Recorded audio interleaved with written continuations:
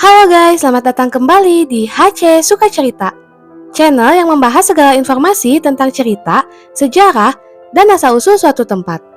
Kali ini, aku akan bercerita tentang sejarah dan asal-usul Sang Mutiara dari Priangan Timur. Apalagi kalau bukan Tasikmalaya.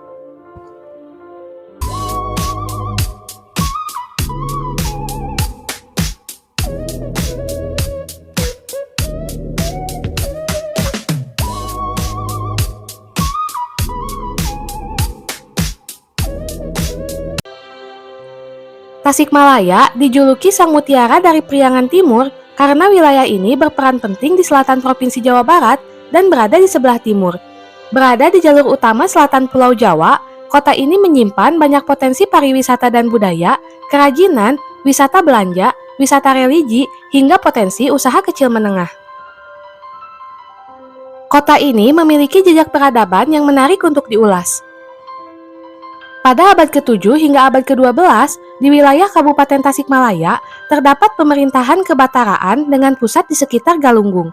Batara yang memerintah pada masa tersebut adalah Sang Batara Semplak Wajah, Batara Kuncung Putih, Batara Kawindu, Batara Wastuhayu, dan Batari Hyang. Pada tanggal 21 Agustus 1111, Kerajaan Galunggung didirikan dengan penguasa pertamanya bernama Batari Hyang. Ajaran Sang Hyang Siksa Kandang Karesian dikenal dari Batari Hyang dan masih dijadikan ajaran resmi pada masa Prabu Siliwangi. Kerajaan Galunggung bertahan hingga 6 raja berikutnya yang merupakan keturunan dari Batari Hyang. Selanjutnya, terjadi perubahan pemerintahan di Surakarta dengan ibu kotanya di Dayeuh Tengah yang merupakan daerah bawahan dari Kerajaan Pajajaran. Selama masa pemerintahan Prabu Surawisesa, Kerajaan Pajajaran mulai terdesak oleh gerakan kerajaan Islam yang dipelopori oleh Cirebon dan Demak. Hingga akhirnya terjadi pergolakan di wilayah Priangan pada awal abad ke-17 Masehi. Wirawangsa dari Surakarta diangkat menjadi Bupati daerah Sukapura atas jasanya membasmi pemberontakan. Akibatnya, ibu kota negeri Sukapura dipindahkan beberapa kali seiring peristiwa sejarah dan perkembangan wilayah. Adapun asal-usul mengenai penamaan kota Tasikmalaya memiliki dua versi. Pertama, Tasikmalaya dari kata kesik dan ngalayah. Versi pertama dalam sejarah menyebutkan bahwa kota Tasikmalaya dibentuk dari dua kata, yaitu kesik dan ngalayah. Kedua kata tersebut diambil dari bahasa Sunda yang jika diartikan ke dalam bahasa Indonesia, kesik memiliki arti pasir dan ngalayah memiliki arti bertebaran. Padanan kata tersebut diambil dari peristiwa sejarah pada tahun 1822.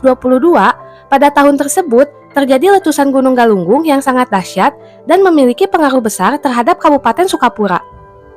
Gunung Galunggung yang meletus pada tanggal 5 April 1822 tak hanya menimbulkan korban jiwa, tetapi juga menyebarkan abu yang sangat dahsyat, bahkan sampai ke Jakarta dan berlangsung selama sepekan. Banyaknya pasir yang menyelimuti daerah tersebut membuat Kabupaten Sukapura berubah nama menjadi Kesik Ngalayah, hingga kini dikenal sebagai kota Tasikmalaya. Versi kedua dalam sejarah menyebutkan bahwa kota Tasikmalaya berasal dari dua kata lainnya yaitu Tasik dan Malaya. Adapun Tasik memiliki arti telaga, laut, atau air yang menggenangi wilayah tertentu, serta Malaya memiliki arti jajaran gunung-gunung. Maka Tasikmalaya dapat diartikan sebagai daerah yang memiliki ribuan gunung layaknya air laut. Berdasarkan peristiwa meletusnya Gunung Galunggung, terjadi perubahan geologis di wilayah ini. Letusan yang diakibatkan oleh gunung tersebut membentuk jurang-jurang yang terjal dan membentuk sebuah formasi sepatu kuda ke arah timur Gunung Galunggung. Setelah beberapa tahun, letusan dahsyat itu juga mengakibatkan munculnya bukit-bukit kecil dengan jumlah mencapai sekitar 3.647 bukit. Dari banyaknya bukit-bukit yang ada di wilayah ini, membuat Tasikmalaya semakin memiliki ciri khas geografis yang kuat baik di kotanya maupun di kabupatennya. Berdasarkan kutipan sejarah, beberapa pakar juga menyetujui bahwa nama Tasikmalaya ini lahir dan mulai dipergunakan dalam administrasi pemerintahan setelah letusan dahsyat Gunung Galunggung pada tahun 1822. Pendapat tersebut pun diperkuat dengan laporan dari residen Priangan pada tahun 1816 bahwa pada tahun tersebut Tasikmalaya belum dipergunakan sebagai nama distrik. Namun pada tahun 1820, dalam administrasi pemerintahan Hindia Belanda, nama Tasikmalaya telah dipergunakan dengan sebutan Distrik Tasikmalaya op Cicariang. Oleh karena itu, dapat diperkirakan bahwa nama Tasikmalaya pertama kali digunakan sekitar tahun 1816 hingga 1820. Lalu, ada pula cerita perubahan dari Sukapura menjadi Tasikmalaya. Berdasarkan perkembangannya, sejak pendirian Kabupaten Sukapura hingga tahun 1901, kota yang kini kita kenal dengan Tasikmalaya tidak termasuk ke dalam wilayah Sukapura. Mulanya, wilayah Tasikmalaya saat ini justru masuk ke dalam Kabupaten Parakan Muncang dan Kabupaten Sumedang, serta dikenal sebagai bagian dari Unggul Galunggung dan Indihiyang yang termasuk Kabupaten Parakan Muncang. Sejak tahun 1820, barulah muncul nama distrik Tasikmalaya op Cicariang, dan pada saat inilah nama Tasikmalaya pertama kali muncul sebagai nama suatu wilayah. Pada tahun 1839, distrik Tasikmalaya op Cicariang diringkas menjadi distrik Tasikmalaya. Kemudian, pada tahun 1901, barulah distrik tersebut dimasukkan sebagai bagian dari wilayah Kabupaten Sukapura. Pada tahun 1913 menjadi tahun yang sangat berarti karena di tahun inilah secara resmi nama Kabupaten Sukapura berubah menjadi Kabupaten Tasikmalaya. Lalu berdirinya Kota Tasikmalaya, sejarah berdirinya Kota Tasikmalaya sebagai daerah otonomi erat kaitannya dengan sejarah berdirinya Kabupaten Tasikmalaya sebagai daerah kabupaten induknya. Kota ini sebelumnya merupakan ibu kota dari Kabupaten Tasikmalaya. Namun, seiring berjalannya waktu, statusnya meningkat menjadi kota administratif.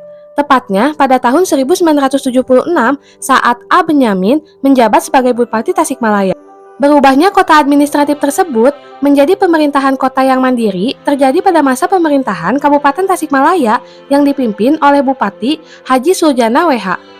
Peresmian Kota Administratif Tasikmalaya tercantum dalam Peraturan Pemerintah Nomor 22 Tahun 1976 yang diresmikan oleh Menteri Dalam Negeri Haji Amir Mahfud.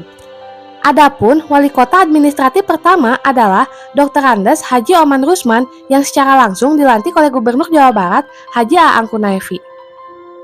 Selain asal-usul dan sejarahnya yang menarik, Tasikmalaya juga mempunyai cerita legenda yang terus menyebar di masyarakat. Ada satu tempat wisata yang bernama Situ Gede yang erat kaitannya dengan cerita Silayung dan Si Kokol. Seperti cerita mengenai keberadaan Silayung, seekor ikan emas merah yang berukuran raksasa.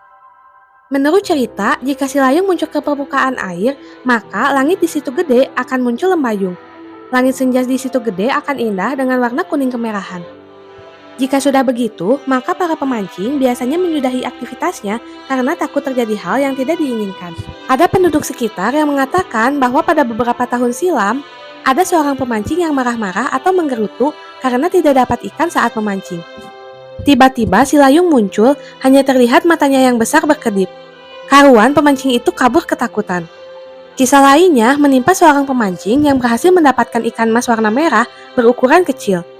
Pemancing itu menggerutu dan berkata, "Cik atuh menang lauk teh nu badag." Dalam bahasa Indonesia dapat diartikan, "Coba dapat ikannya yang besar." Dia memang tidak mengambil ikan itu, tapi melempar kembali ke Situ Gede. Kejadian aneh terjadi karena ikan kecil itu nyemplung ke air dan cipratan airnya membuncah sampai membuat si pemancing basah kuyup. Ikan emas merah itu kan hanya seukuran jempol. Tetapi saat dilempar ke air, cipratannya seperti melemparkan batu besar.